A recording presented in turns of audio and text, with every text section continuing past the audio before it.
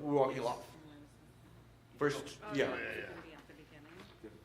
Actually, let's do a whole run through of Walking Love. Yeah, let's do like 1, 2, 3. We modulate to third verse. Is that okay?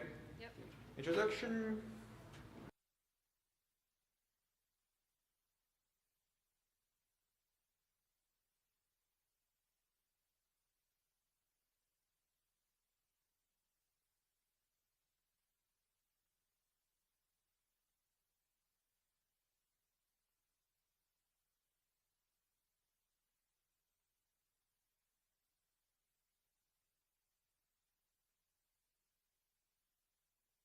You don't have to type at 11 o'clock. I'll come up to the podium and say what you need to say, and then we start worship.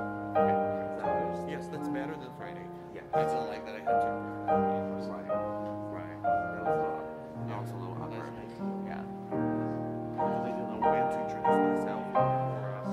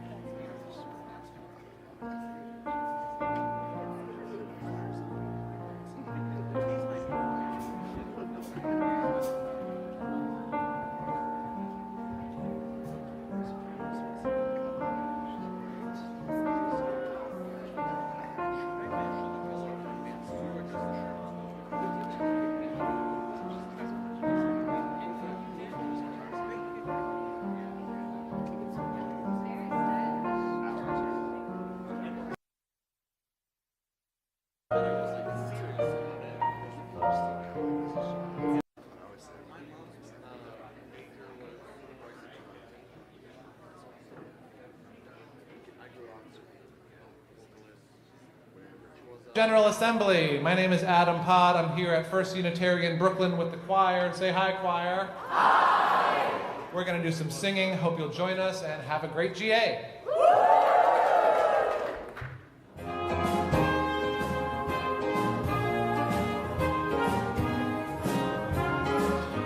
Sing hush.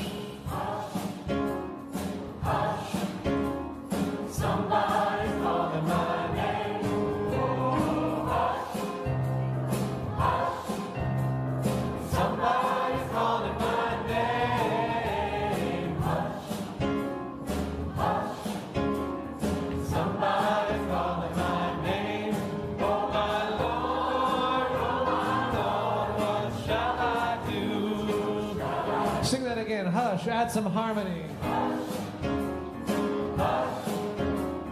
Somebody's calling my name.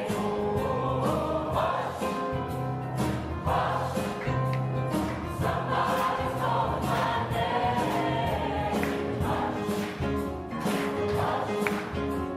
Somebody's calling my name. Oh my Lord, what shall I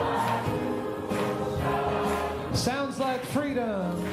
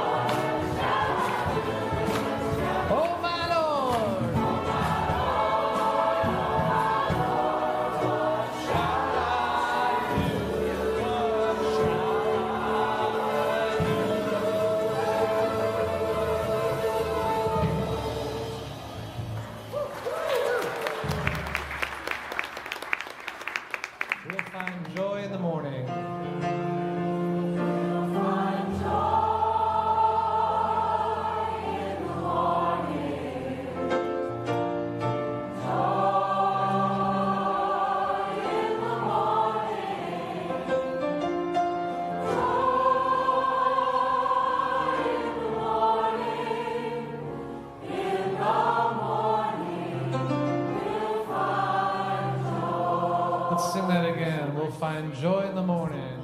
Add some harmony.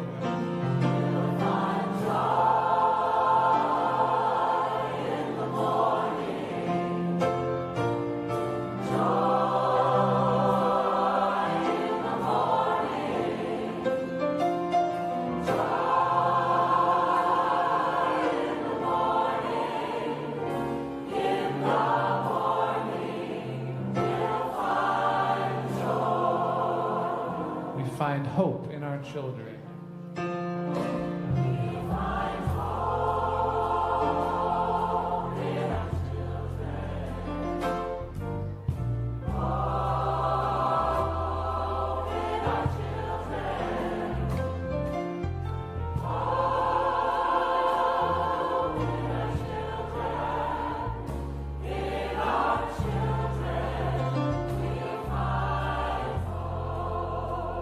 We find strength in each other.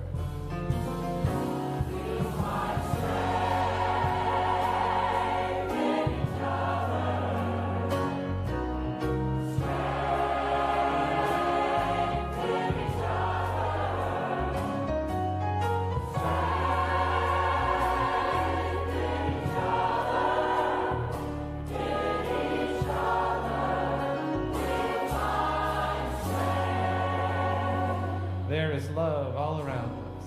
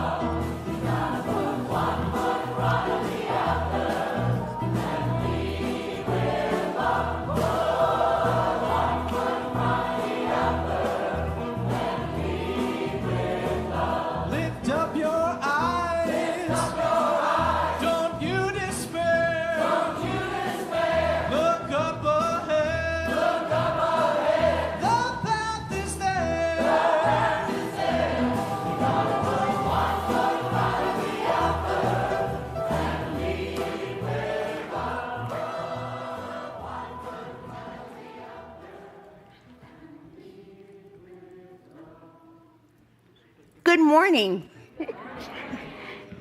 Happy Sunday and happy last day of GA.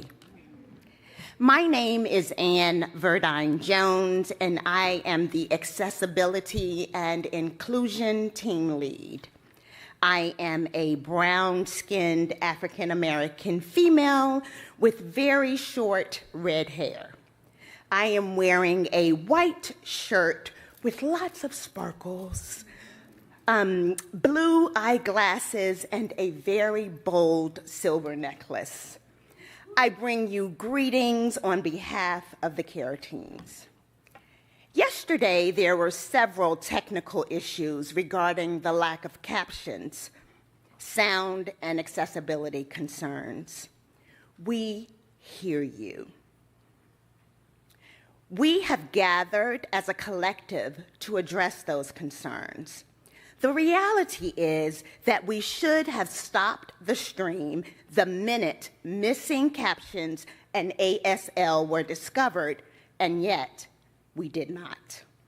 This was an error on our part, for which we apologize and commit to being more mindful about the future. While communications and action steps will be disseminated via email later today, the CARE teams want you to know and feel that you have been heard. And we appreciate your voice, your heart and passion, and care for our beloved community. And good morning as well. My name is Kim Diana Connolly.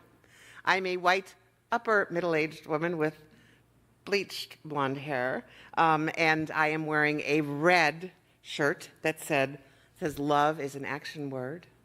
I use she, they pronouns, and I am wearing glasses. I join Anne on behalf of all the members of the CARE team, including my co-lead, the wonderful Reverend Christina Spaude. We are so grateful for how all of you and all of you online and all of you watching later have appeared with us this week.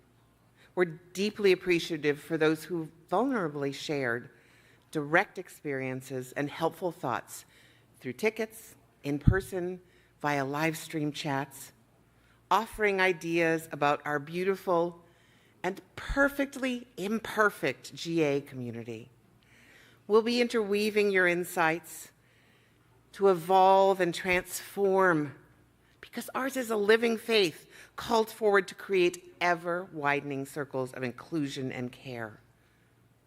We have to remember that nothing will ever be flawless, but sometimes our interweaving creative ways through the flaws offers new magic in the future. So please be sure to complete your feedback survey or reach out with specific tickets to the CARE team, and let us know how to contribute your collective ideas to future gatherings of our General Assemblies. From the CARE team's blessing to all as we journey back to our separate lives, still connected in our hearts by the wonder of being together everywhere, meeting the moment.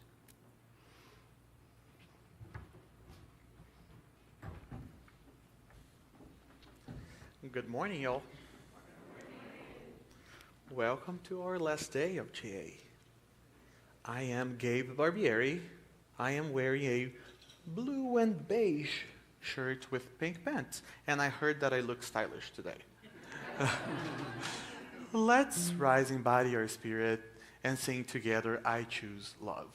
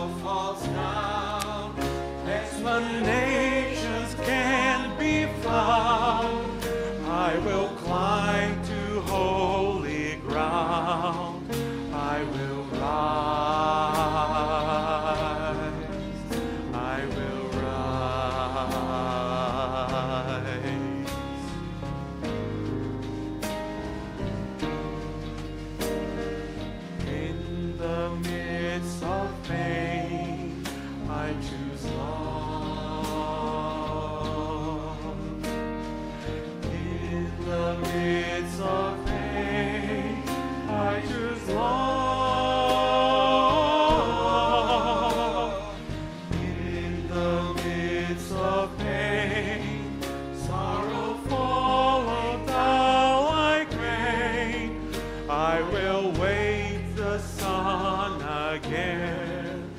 I choose love. I choose love.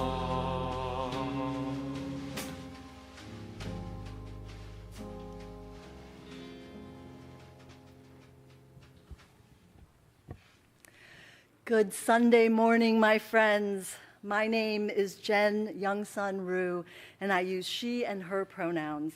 I'm a senior Asian woman with long graying hair, wearing glasses, and a purple and yellow stole over a white robe. The worship team is here in Louisville, Kentucky, on the lands of the Shawnee, the Cherokee, Chickasaw peoples. Our nation's policies led to systemic genocide and forced relocation, which still negatively impact indigenous communities today. Wherever you are this morning, I hope you'll take a moment to acknowledge the land on which you live. And together, may we pledge to dismantle the ongoing legacies of settler colonialism. During Friday's worship service, we gathered waters from the four corners of the earth. The earth sings many songs, and one of the most powerful is her song of water. And so we call those waters to bless this morning's circle.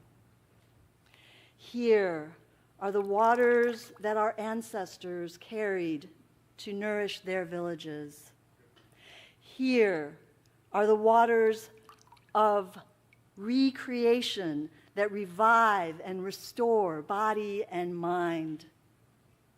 Here are the waters of our tears, shed in grief, in anger, and in joy.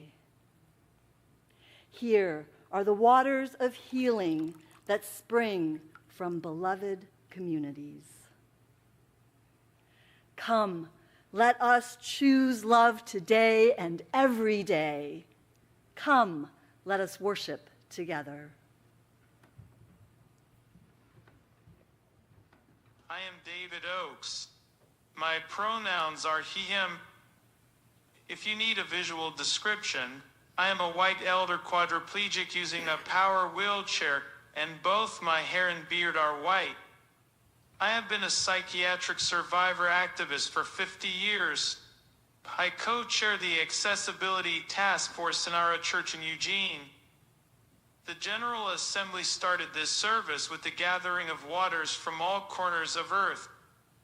We light this chalice now, recalling the late author Bell Hooks, whose work was foundational to the modern concept of intersectionality. We light this chalice at the intersection of environmental and disability justice. We light this chalice with respect for the interdependent web of earth and all existence, of which we are a part. We light this chalice acknowledging that one of the principles of disability justice is also interdependence. We light this chalice in solidarity with the movement led by people with lived experience of being regarded as disabled. We light this chalice as revolutionaries who are on the side of love. We revolutionaries may feel alone at times. We light this chalice remembering Bell Hooks' words, those of us who have already chosen to embrace a love ethic.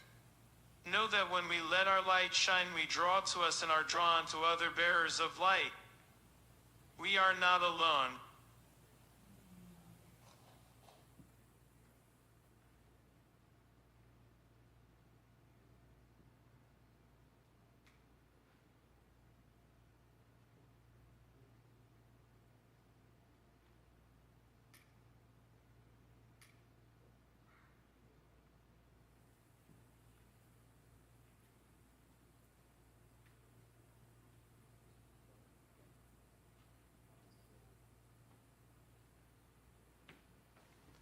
Let's rise in body or spirit one more time and sing We Are, which is our number 1051 of our Teal hymnal.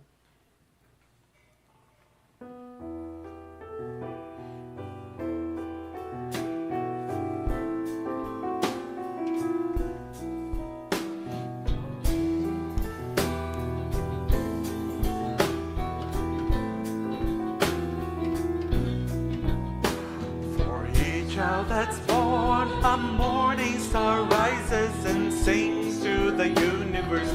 Who we are, for each child that's born, a morning star rises and sings to the universe. Who we are, for each child that's born, a morning star rises and sings to the universe. Who we are, for each child that's born, a morning star rises and sings to the universe. Who we are our grandmother's prayers, and we are our grandfather's dreamings. We are our breath of our ancestors. We are the spirit of love. We are mothers of courage and fathers of time. We are daughters of dust and the sons of great visions. We're sisters of mercy and brothers of love. We are lovers of life and the builders of nations. We're seekers of truth and keepers of faith. We are makers of peace and the wisdom of ages. We are our grandmother's prayers, and we are our grandfather's dreamings. We are a breath of our ancestors. We are the spirit of. We are daughters of courage and fathers of time. We are daughters of dust and the sons of great visions. We're sisters of mercy and brothers of love. We are lovers of life and the builders of nations. We're seekers of truth and keepers of faith. We are makers of peace. We are reason of ages. We are our grandmother's prayers, and we are our grandfather's dreamings. We are a breath of our ancestors. We are the spirit of God. For each child that's born, a morning star rises and sings to the universe. Who we are. For each child that's born, a morning star rises and sings to the universe. One more time. For each child that's born, a morning star rises and sings to the universe. Who we are. For each child that's born, a morning star rises and sings to the universe. Who we are.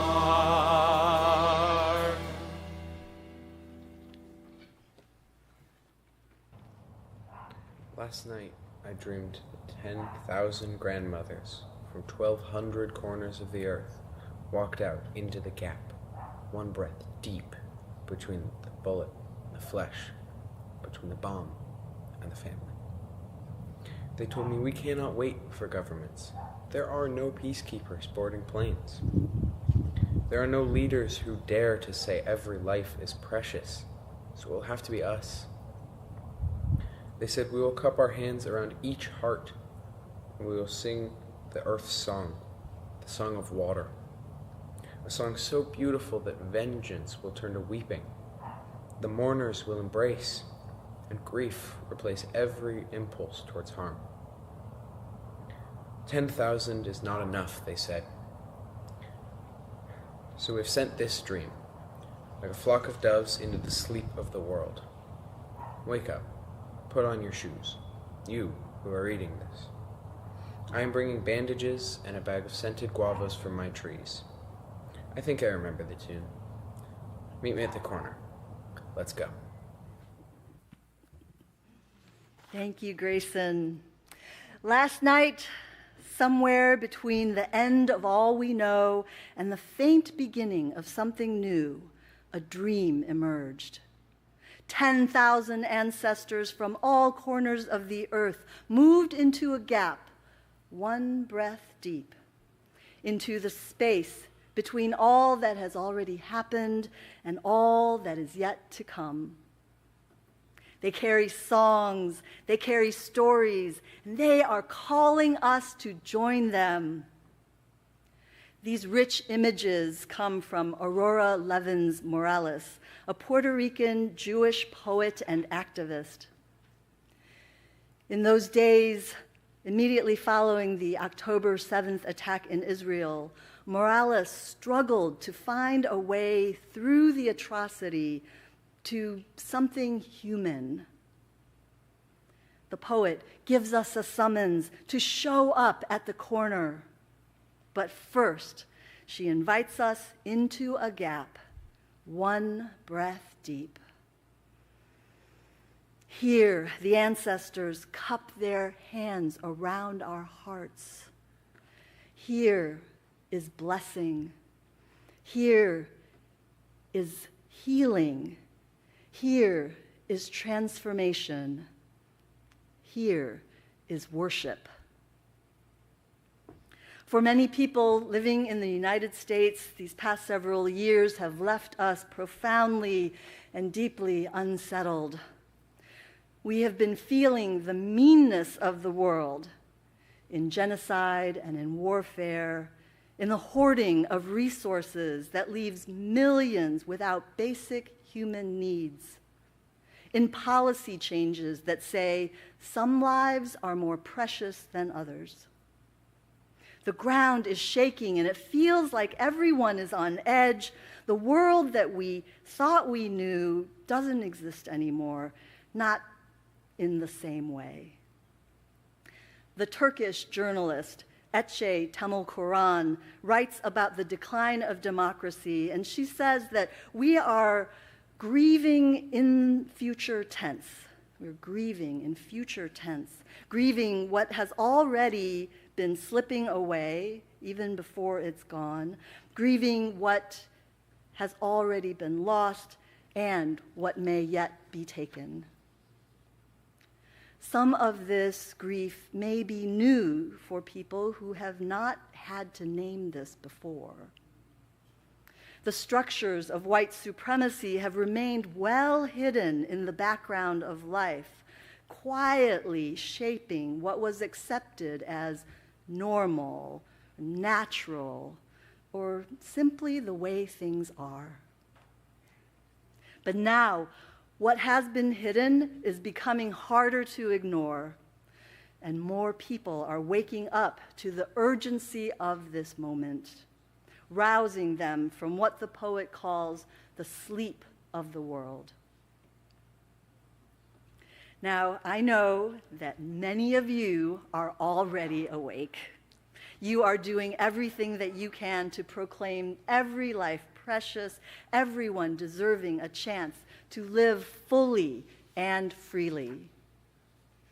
Unitarian Universalists have long been a people of action. We know how to organize, we know how to show up. We are practiced in the art of doing. And if we're honest, that strength carries a shadow. Our religious tradition has been shaped in part by a culture that teaches us to measure our worth by what we accomplish, to equate goodness with effort, and to feel most at home when we're busy and striving. Pair this with a hurting world begging for our attention, and then things like rest can feel irresponsible. Asking for help can feel weak. And simply sitting in stillness can sometimes feel unbearable as doubt and worry rise to the surface of our lives. That's why this gap is so important. Whether it's one breath deep or 1 hour deep, this is a moment made sacred by our intentions and our promises. Here, in the place between where we've been and where we dare to dream, our lives are shaped and molded by our spiritual practices of worship, small group sharing, and deep study. Mark Nepo says that when we meet like this, we aren't just being self-reflective, we are strengthening the immune system of humanity. We are strengthening the immune system of humanity.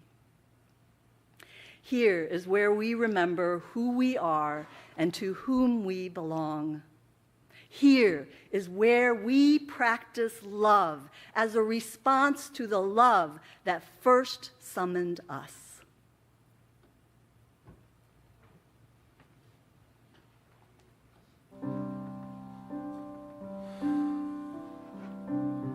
Still seating. Let's take this moment to sit in this gap, to acknowledge who we are, what we feel, where we are, and we think about what comes after later. We're gonna sing a song that is gonna be new for most of you, and it is very short. You're gonna learn very quickly. So just listen once. Be still and breathe.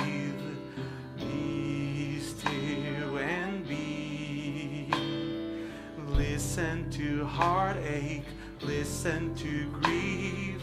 Be still and breathe. This moment, I want you to focus more on your body, your soul, your mind, then focus on singing out loud.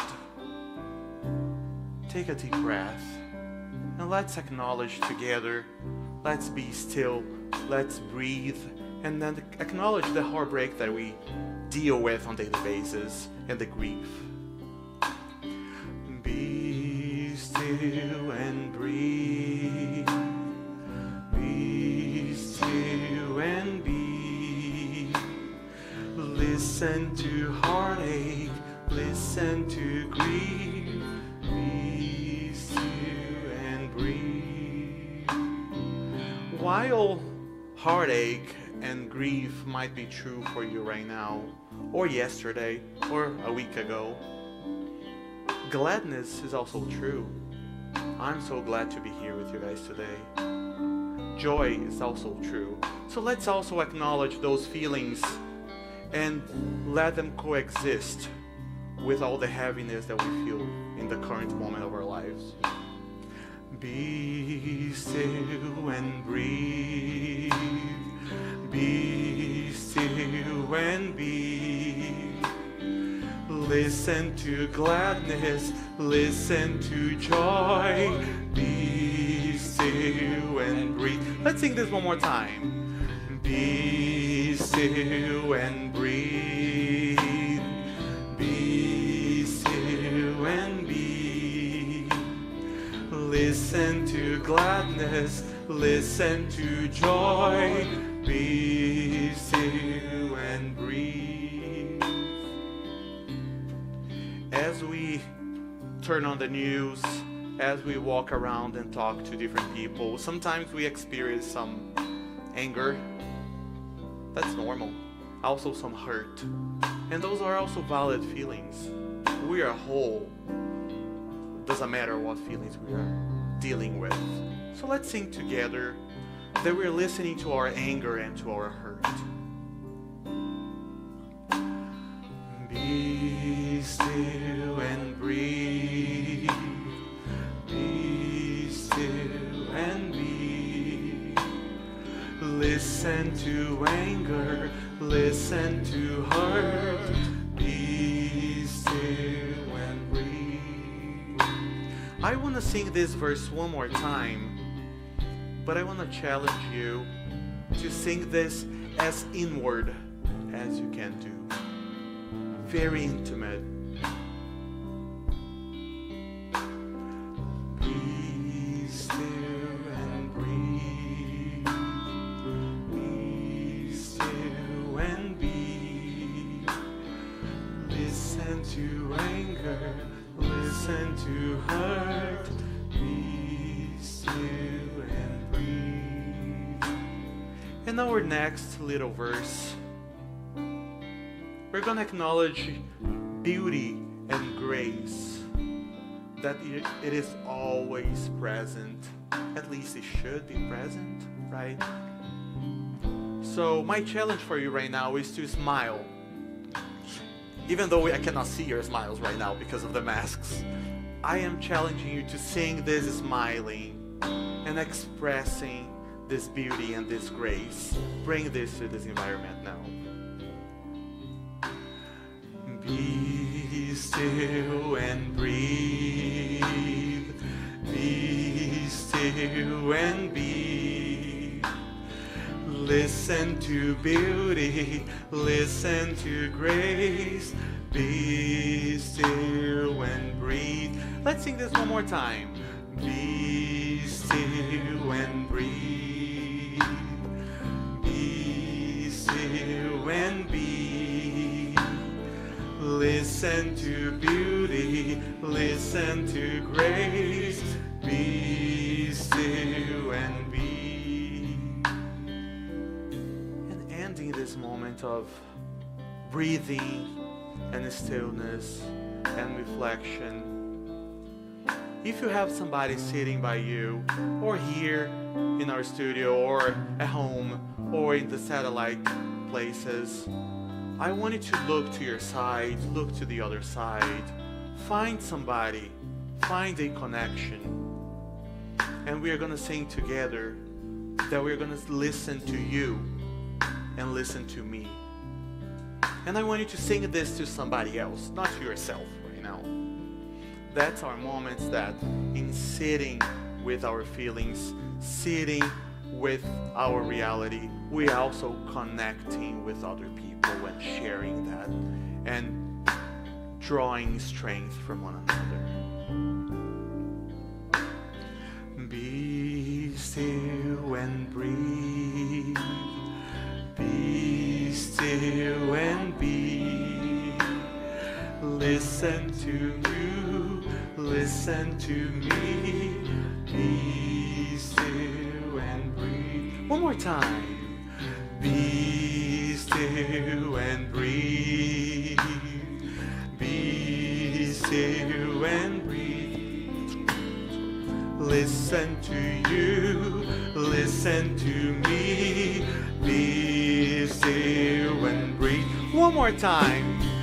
Be still and breathe. Be still and be. Listen to you, listen to me. Be still and breathe. Now, as we end this moment of breathing, we're gonna sing one last time. Voices only. We don't need instruments for that. And I want you to hear one another, or here, or at home, or in the satellite. And we are singing that we are listening to you and listening to me. Be still and breathe. Be still and be. Listen to you, listen to me. Be still and breathe.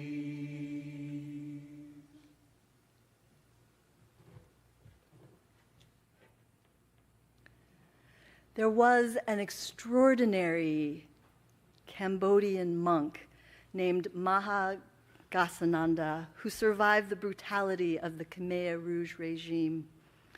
Later, he served in the refugee camps, and in one of those camps, he opened a Buddhist temple, despite threats from the authorities that anyone who attended would be killed. Still, on opening day, more than 20,000 people gathered. These were people who had lost nearly everything: families shattered by war, communities terrorized by violence, people who had suffered beyond what most of us can even imagine. And there, in that dusty square, Maha Ghasananda led them in a timeless Buddhist teaching. Hatred never ceases by hatred. By love only is hatred healed. This is the ancient and eternal law. Thousands and thousands of people began chanting those words together, not because love is sentimental, not because love is easy, but because they understood that only love could build a future worth living in. After the 2024 General Assembly, I came home and told some of my interfaith colleagues that 80% of the Unitarian Universalist delegates had voted to declare love as the center of our faith. One of them, who's a good friend of mine, kind of sighed and said, love is very abstract. It means 100 different things and it means nothing at all. And religion has been preaching and teaching love for the last 2,000 years, but look at the way we treat each other. I know what they mean. I've heard that before from Unitarian Universalists, too. Love has become a cliche, a greeting card, a slogan, a marketing campaign, a word stretched so thin that it can barely hold any weight at all. Even when Dr. King invoked love, they called it emotional bosh, weak, sentimental, passive.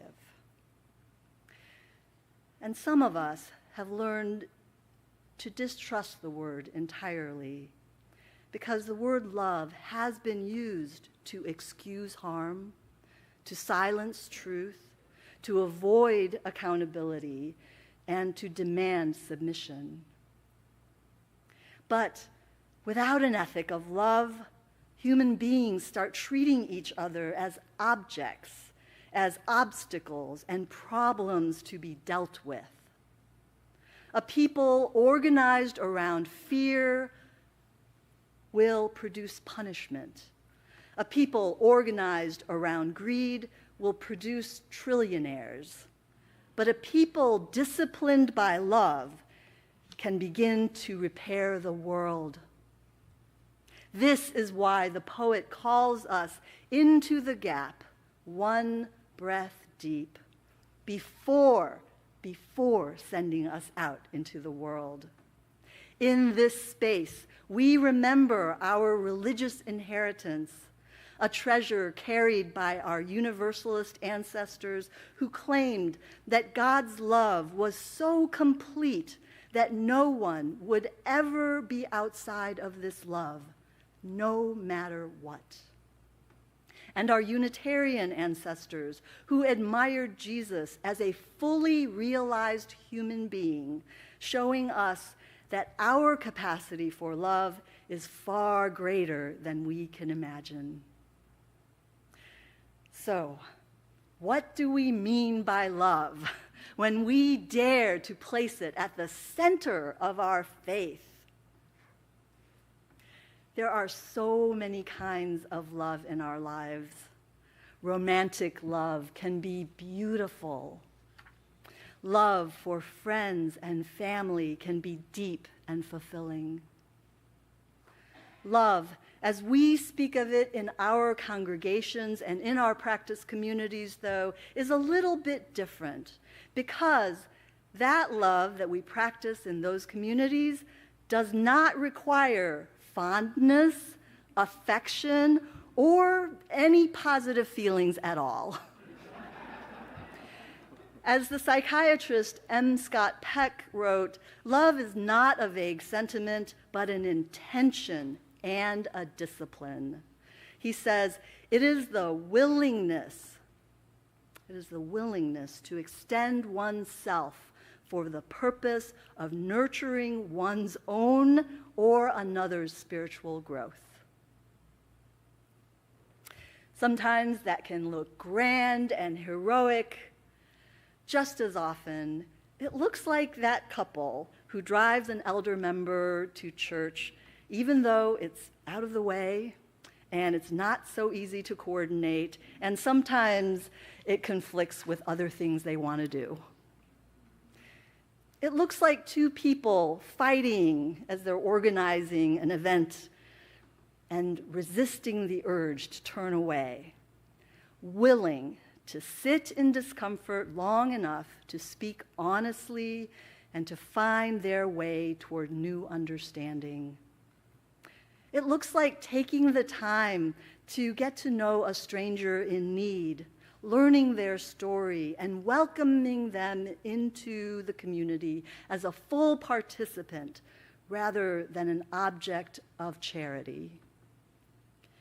It looks like making a personal promise to talk with one new person during coffee hour instead of huddling with their best friends. It looks like forgiving someone who hurt you because the burden on your own heart has become too great to carry. Love is so much more than what we feel. It is a discipline we choose freely and willingly for the sake of another's growth and well-being, including our own.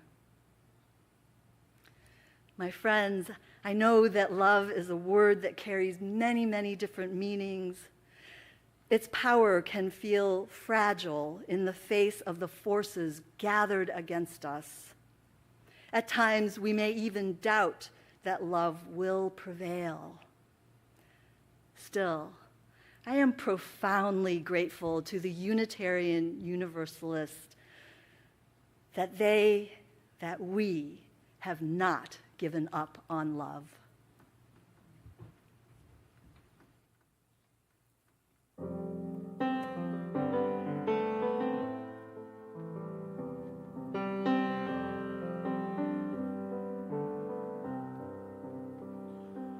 I am looking for shelter and a friend.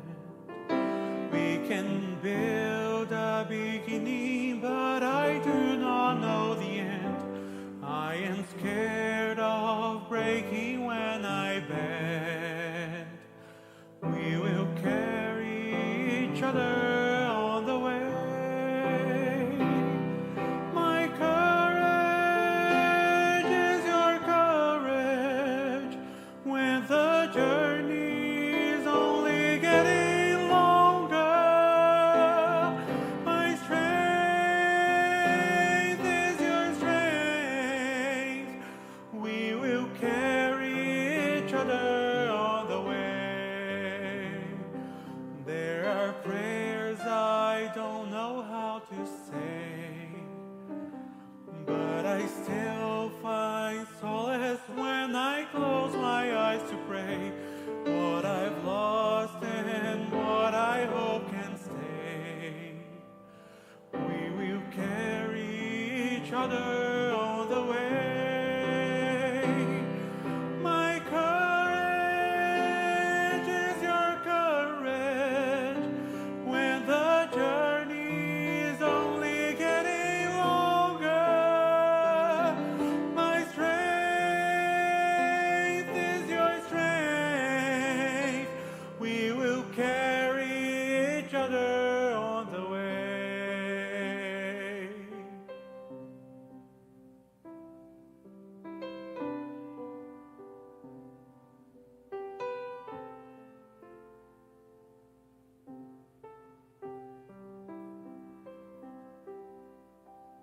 Hello, this is the Reverend Tania Marquez. I'm a Mexican woman in my late 40s with curly hair. I am wearing a red dress with a black sweater.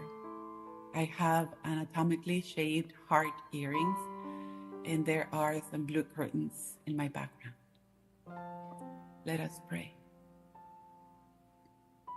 Holy One, compassionate One, hold us tenderly. Hear the clamors of your children, the wailing of mothers, fathers, parents, siblings. So much has been taken. Too many nights of anguish and worry. Too many days of uncertainty.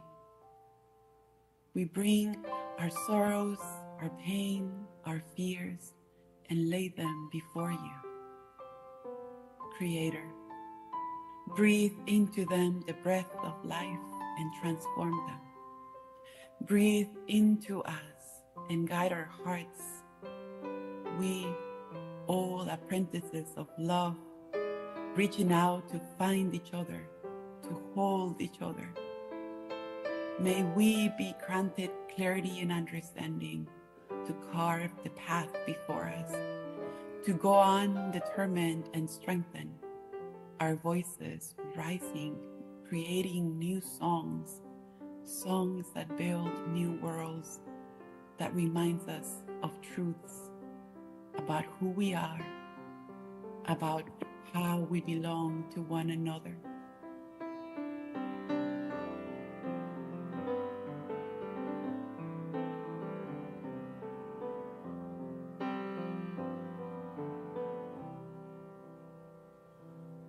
I am full and I am running out. I'm a flooding river and I'm living through the drought. I have firm conviction and my heart is full of doubt. We will carry each other on the way. My courage is your courage when the journey is only getting longer. My strength is your strength. We will carry each other on the way. There are people I have never met. There is something special when I haven't found it yet. There's abundance given freely, taken with no debt. We will carry each other on the way.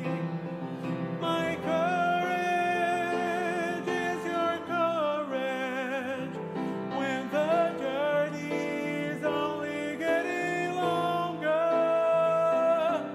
My strength is your strength. We will carry each other on the way.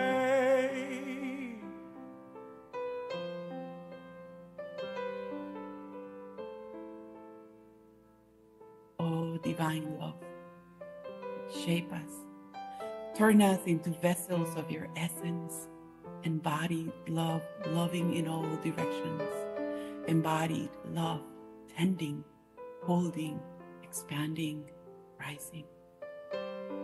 Amen. Ashe.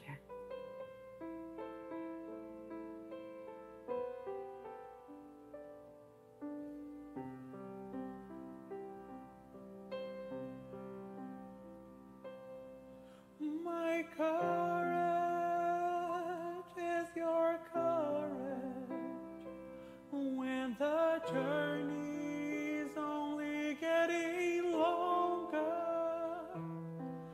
My strength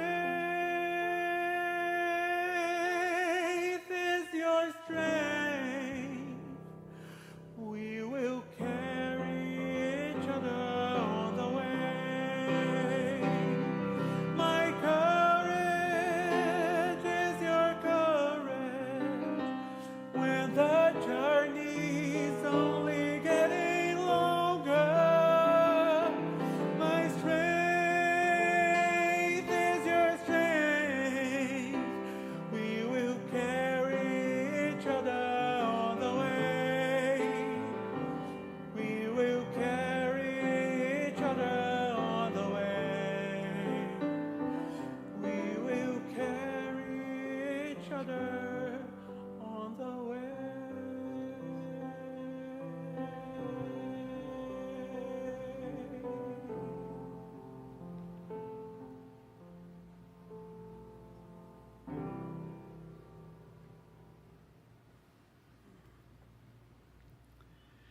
I'm Perry Montrose, the Director of Faith Formation at All Souls Unitarian Universalist Congregation in New London, Connecticut. I use he, him pronouns, and I am a 5'11", thin white male with short, dark blonde hair and green eyes. I'm wearing a coral sports coat.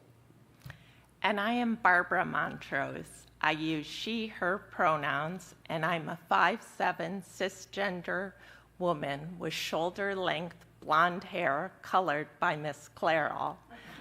I'm wearing a tan dress and a scarf with a little orange in it for a pop of color. I'm Nora Montrose. I use she, her pronouns, and I'm a 4'4", 10-year-old girl with curly blonde hair, green eyes, and a pink dress. My father of blessed memory drank his morning coffee out of a mug with a quote that said, "There is only one happiness in life, to love and be loved." For my father, that love included carrying each other on the way with an open, welcoming home where everyone was invited to stay for a meal and longer if they needed a place to stay, regardless of nationality, race, or ethnicity. Yet, although my father believed in equality and welcoming everyone, he struggled when blackness entered his own family. He never really made those family members feel that they belonged or that their full identities were valued. To love and be loved can be made complicated by our human frailties and contradictions. Love is moving from simply welcoming to an embrace of belonging. We're learning what that means in our Unitarian Universalist family as we continue to draw the circle wider. Imagine walking through the front doors of a new church, a new beginning. Everyone is welcoming you. But you don't feel like you fit in. This is how many people feel, and it is our job to help them feel included and like they belong. To do that, we need to hear who they are and what their needs are. We are learning to listen to voices that have not always been heard. But sometimes we need our hearing aids. We also need to listen to our own inner voice. I work in homeless services. We were discussing the cuts happening and the threat of losing funding because of our use of words like diversity and equity. I felt fear and panic sink in. Then I remembered the people I serve. I love them so much. And just noticing that love that I have in me created a shift. I realized that no matter what an administration takes away or how it oppresses, it cannot take away my ability to love people. I felt emboldened, defiant to the fear and panic, because I knew no matter what happens, I can love people. I choose love. To reflect on love further and hear more voices, we asked the congregants of All Souls New London to respond in words and art to the question, what is love and what does it look like? Hi, my name is Karen, and this is my answer to the question, what is love and what does it look like? I think there's a creative energy at the center of everything. Life yearning for life, interconnecting each piece of existence, and in humans, that energy feels like love. So life generates life in the garlic bulb sold by the organic farmer at the Saturday market. That gathering feels like a celebration and reunion even when I'm a stranger there. And the garlic tastes like earth and passion, and I use it to feed the ones I love. The garlic cloves, the farmer market joy, and chickadee chirps give us courage to gather in protest against the January 6th insurrection, trusting that doing the right thing will engender more of the right thing. And we bolster each other with our presence at home, in the market, at church, and in the public square. Love is the force that gives us courage to stand with each other. It is at the core of every piece of existence. It is in every brushstroke as I paint and pray in the doctor's waiting room. Love is the creative energy at the center of it all. Love is an emotion, but that is a very broad term. Love is watching your sibling take a chocolate bar from its hiding place, knowing mom was saving it, and not saying a word. Love is seeing that person, that special one, and lighting up, no matter what mood you're in. Love is choosing to take a nice long bath instead of a quick shower and just soaking the stress out. Love is inviting a friend and catching up over worries, interests, and finding comfort in the fact that you're together. I'm Dallas, and to me, love comes in many forms, including familial, communicational, romantic, and even the small acts of happiness between strangers. But it is always rooted in the balance of pain, beauty, and strength. It can be fragile because it asks us to be open and vulnerable, yet strong because it prevails through that vulnerability and helps people stay connected through difficult times. Love is never perfect, but its imperfections are what makes it real and meaningful. Love shows up in simple actions such as the courage to forgive and the act of listening and the choice to stay connected even when it's hard. Sometimes love is shown through big moments, but often found in everyday care and understanding. Love holds us together and reminds us that despite our differences, we need one another and share that acceptance. Love is caring about someone or something even though you don't have to, because this someone or something could bring a lot of joy. Without love, people wouldn't care about anyone or anything, and society wouldn't get anywhere if you don't care about anything. If they didn't care about their house, those are all forms of love, and if everyone didn't care about anything, I mean, they would have like no motivation to do anything, and where would society be at? Just kind of hanging around, kind of dying off, you know? No one would care about anything, you know? In the drawing I drew, there's a hole in the heart, but inside of the heart is somebody caring for someone. That's what love is. Hello, we are John and Linda Sargent. Attention and observation are an aspect of love, opening our minds and hearts and drawing as close as we can to knowing another being's world. We make room for their essence in our awareness. After hours of in his kayak watching, John's hands, brushes, and paints have given us a moment with the common terms. During a summer of repeated visits to a bird gathering place, he was awed by the ease of the terns' acrobatic flight. In this painting, the open grace of their wings speaks to me of the sometimes overlooked but essential receptive aspect of love, which is the single word title he gave to this painting.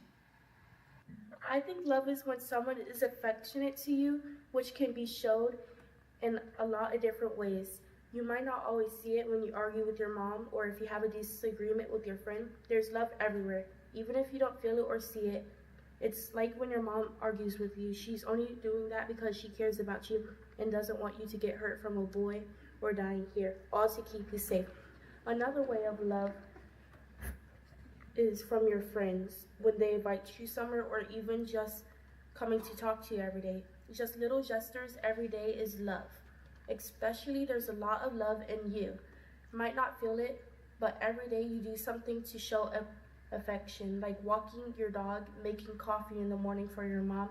You will always find love in yourself. and around you. Like brushing your hair is self-love, cleaning the house is both. If you live alone or if you live with your loved one or just cleaning the house for your parents, the littlest things count. But my picture is someone holding hands, which shows love from your friends or loved ones. Just remember, love is all around you, even if you don't realize it. Hi, my name is Adrian Dow. I'm a relatively new congregant here. The artwork that you're looking at is a piece gifted to me by my yoga teacher, Kim Abraham, who is one of the nicest people and kindest souls I've ever met. And love to me is kind of exemplified by people like her. When she first met me, she didn't know who I am, but she had never met me before, of course, didn't know my name, and invited me to her yoga class and said that she, after a while, she told me that when she first met me, she recognized me right away, and I felt seen and heard in a way that I've only felt a couple other times, and those are people that will be in my life forever, like my co-parent and my best friends. And I mean, it's the sort of love that you would only expect from a parent or a member of your family. And I truly feel that the people of New London are a found family, and that is how I appreciate and have learned to appreciate love in the world is through them. And that's it. My name is Nora. When the world is at its last string, that string is a magic harp string. Love is a bonding connection, and without it, no one can survive. Family, friends, and communities depend on each other, and they depend on the things that hold them together. That thing is love. Flowers cannot bloom without the sun, and we cannot bloom without love. Love is our umbrella in the rain. Love is not always something we see, but something you can feel. Before babies can even say the word love, they know it and feel it. When you fall, it is love that catches you. Love is the everlasting light in the dark. We may have all come from different values and beliefs, but in the end, we all find the way to love.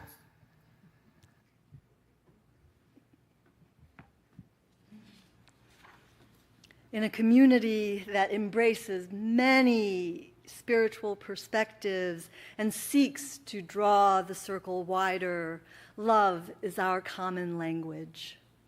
It allows us to speak of the mystery we cannot name, the goodness of life that exceeds us, and the sacred ties that bind us each to all.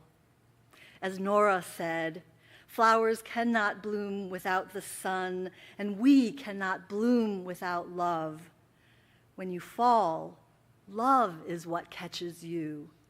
Love is the everlasting light in the dark. So, are you ready to be disciples of love? Yes. All right.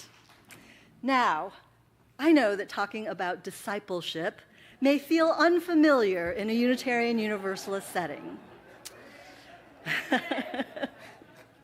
We have seen how easily discipleship can be distorted when it becomes a cult of personality rather than a liberating path.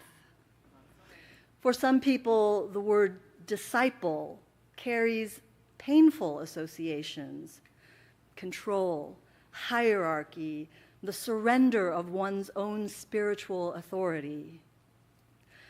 But the discipline and the discipleship that I'm talking about and inviting us all into is all about studying love. It's about practicing love. And it's about moving in the world having been formed by love. Every path of formation can reorder a life, and give it a new center of gravity, because every discipline asks something of us. To be a disciple of love is to allow ourselves to be reshaped and stretched, often beyond what is comfortable, especially when we are called to love our enemy. Or, in UU words, to affirm the inherent worth and dignity of all, even of those who would use their power to deny that dignity to others. Discipleship is not easy, and yet following the way of love is what keeps us from being consumed by the very forces that we are trying to resist. Without a discipline of love, our activism will burn out. Our longing for justice can become untethered from mercy, and we risk becoming spiritually starved. I know what that feels like. When I returned to parish ministry after years in healthcare chaplaincy, I was so swept up in the busyness of the congregation and the urgency of meeting this moment that I nearly forgot the very practices that made such work possible. My physical health suffered. My mental health suffered. And this is why the ancestors, in their wisdom, call us into the gap, call us into moments of spiritual practice. Before we fill our bags with scented guava and bandages and rush out into the world, those ancestors call us to first gather in places like this, where grief is never denied, where joy is welcomed with abandon, a place where people return to the practices that shape them, where disciples study love carefully, practice it imperfectly, and when they fail, begin again. Begin again. The world is weary of righteous, performative righteousness. Instead, this hurting world needs people who can remain human in inhumane times.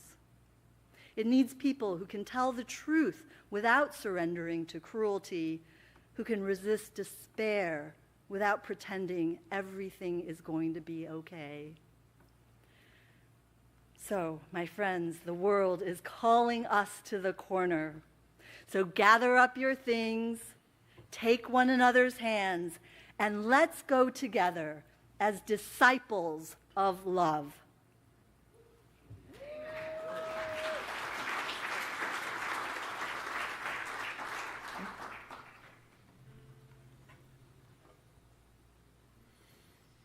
I invite you into a moment of complexity. While we do not have the permission to change the words of this song, which are rooted in historical works, we invite you, wherever you are, to engage with more inclusive language, while tenderly holding the history, intent, and message of these words.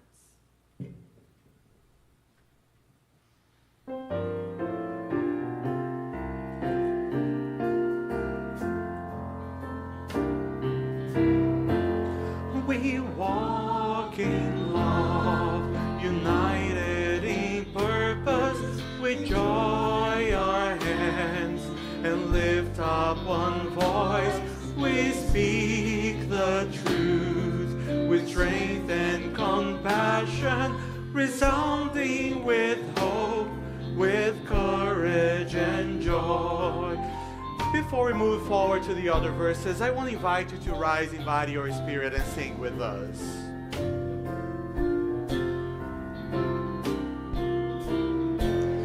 We cry for peace and rights for our people.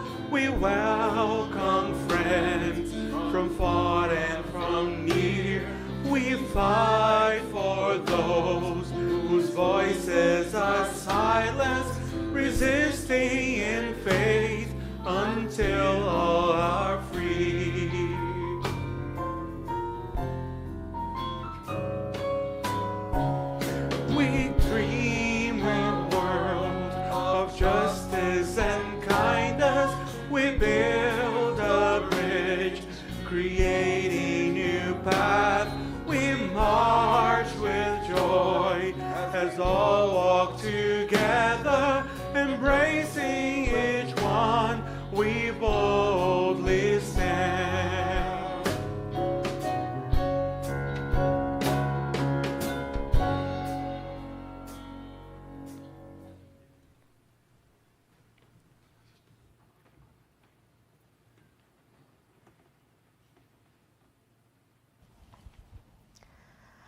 Hello, I'm Nicole Presley, Director of Organizing Strategy with Side with Love at the UUA.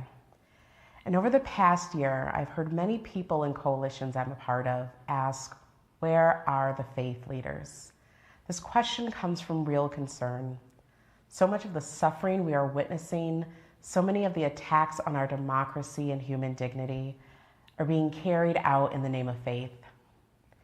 And then I will sit in an entirely different coalition space, and I'll hear people talk about the ways that faith is showing up powerfully in this moment. They point to clergy kneeling on a cold pavement to protest ICE abductions. They point to UU leaders traveling to Selma after voters in the South were stripped of political power and representation. But what is often missing from both of these conversations is what we look to as evidence to prove faith is showing up and the work it takes to make those moments possible. Sometimes we can all forget the infrastructure that builds and sustains our justice movements. The training centers, the conversations, the spiritual anchors, the places that teach strategy, build relationships, and nurture resilience. Places like our congregations and this faith community. Movements do not emerge out of nowhere. They are built by communities that develop leaders and hold them through some of the hardest struggles of our time. Sometimes that work shows up in public witness and gets widely shared in photographs or on the news, and sometimes it is much quieter. Sometimes it is a workshop in a small room teaching people how to keep their neighbors safe. Sometimes it is a Zoom room sharing tools on voter mobilization. Sometimes it is the embrace offered after a climate disaster that reminds someone that they are not alone and that the community always provides. That is what Side with Love does. We build the capacity for faithful and strategic action that can change our world because it changes us and it changes everyone we encounter. We do this through the UU Solidarity Initiative, a nationally coordinated effort bringing together UU organizations and other networks to support immigrant communities under attack. Together, we organize UUs to call Congress members every 3 minutes for 10 straight days to oppose expanded ICE funding. We submitted thousands of public comments supporting asylum seekers' right to work and trained congregations to provide Know Your Rights education for local businesses. We do this through Create Climate Justice. While climate change is a global crisis, its impacts are felt locally. Alongside our congregations, we have fought unfair utility rate increases, advocated for safe and healthy housing, and we're working to develop hubs of climate resilience so that everyone in our communities can be safer and more prepared in the face of climate disruption. We do this through You, the Vote, registering voters, creating safety at the polls, and mobilizing thousands of voters in their elections. And with our Solidarity Summits, which are training and equipping people of faith across the country to organize more deeply, to build stronger relationships and partnerships, and strengthen the infrastructure we need to sustain the people that make up our movements. And we do this through The Gathering, a monthly event that offers spiritual grounding and political education that reminds people of the truth, that you are not what this regime says you are, that trans people are divine, that disabled people are whole and holy, that indigenous peoples who stewarded this land long before it was called the United States are still here, that Black lives, Arab lives, immigrant lives, and many more, none of these lives are disposable, that their bombs will not erase us, their policies do not define us, and their hatred will never win. Love wins again and again. That is the work of Side with Love. Not to just believe, not to just proclaim it, but to make it so in our policy, in our congregations, and in our larger world. That is what your generosity makes possible. When you give to Side with Love, you are not simply supporting a program, you are building a powerful ministry that is investing in leadership, relationships, and the resilience that movements need to survive and to win. Thank you for your faithful work, and thank you for your generosity.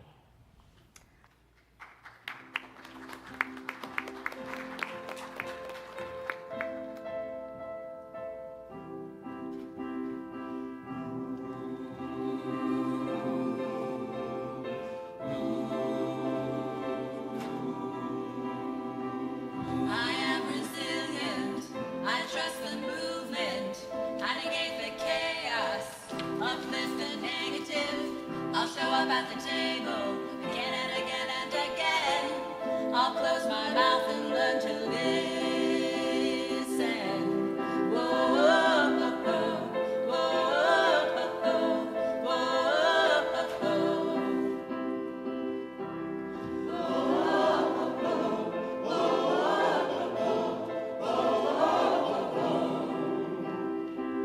These times are poignant, the winds have shifted.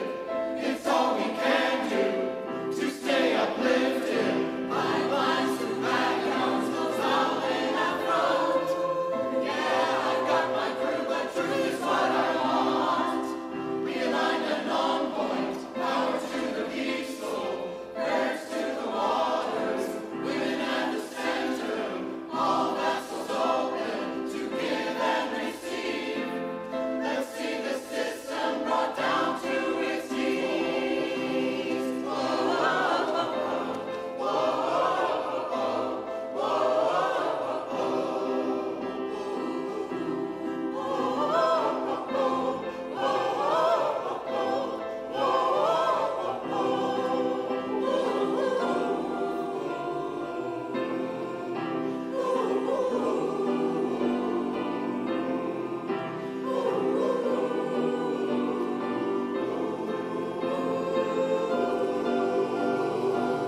I'm made of thunder, I'm made of lightning, I'm made of dirt, yeah, made of the fine things. My father taught me that I'm a speck of dust and this world was meant for me. So let's go and try our luck, said. I've got my roots down, down, down, down, down, down, down, down, down deep. I've got my roots down, down, down, down, down, down, down, down, down, down, down deep. I've got my roots down, down, down, down,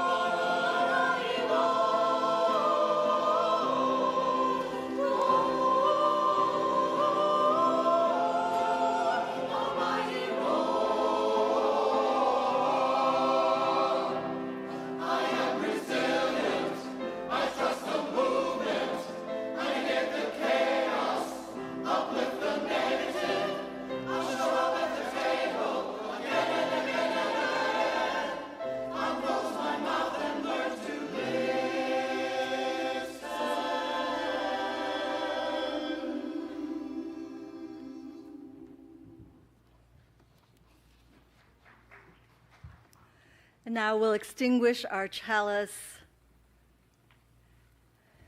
As those of you joining from Zoom extinguish your chalices, together we are writing a story that will be told by tomorrow's Unitarian Universalists.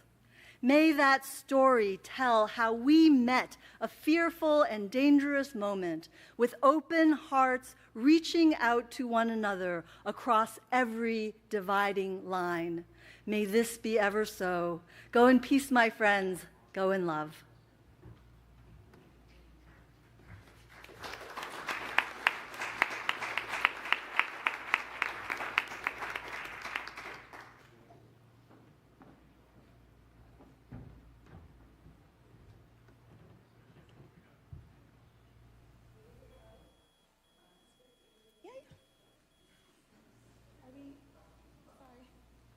can't see if it's us yet. Are they?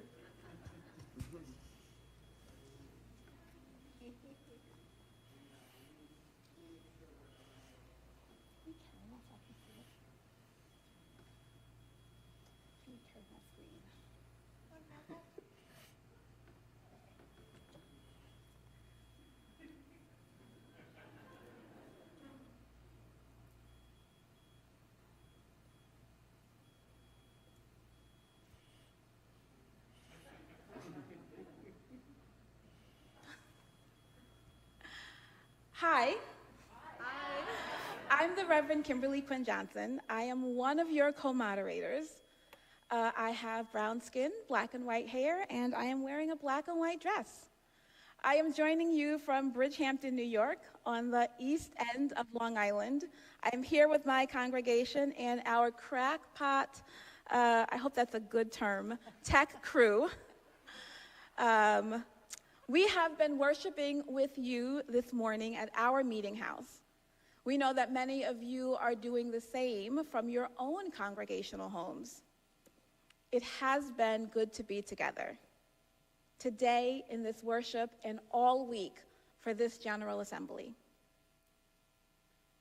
And I'm Bill Young, your other co-moderator, and I'm joining you from Louisville. I am an older white man who uses he, him pronouns. I have gray hair, glasses, and a red and white checkered shirt. As our time together comes to a close, we give thanks for this gathering, for the worship, the learning, the conversations, the decisions, and the community we have shared. May we carry forward the spirit of this gathering as we continue the work of love, justice, and community in the places where we live and where we serve. Thank you, everyone. Thank you for your participation, your care for one another, and your commitment to our shared faith. May the connections, learnings, and inspiration of this gathering continue to strengthen our work together. We no longer require a motion or a second or a vote to adjourn. So, with gratitude and hope, we now call for the official adjournment of the Assembly in 2026. Thank you.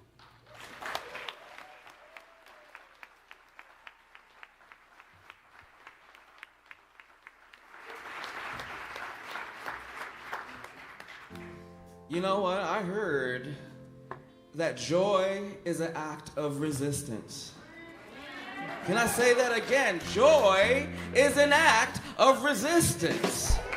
So we're going to have a little bit of joy. Wherever you are, I want you to rise in body or spirit as we sing, "This joy that I have, the world didn't give it to me, and guess what? The world can't take it away." Can I get an amen, somebody?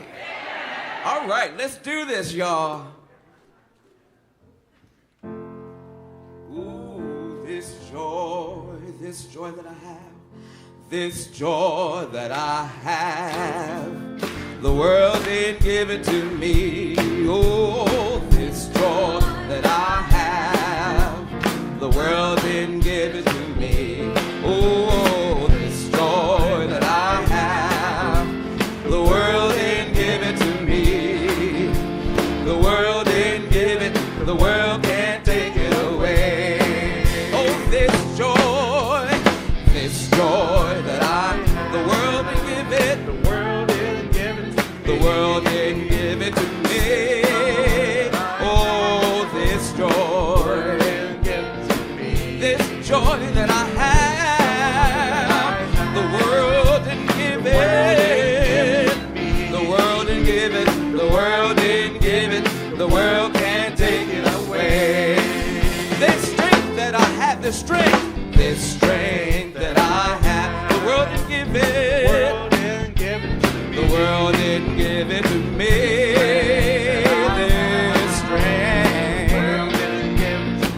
This strength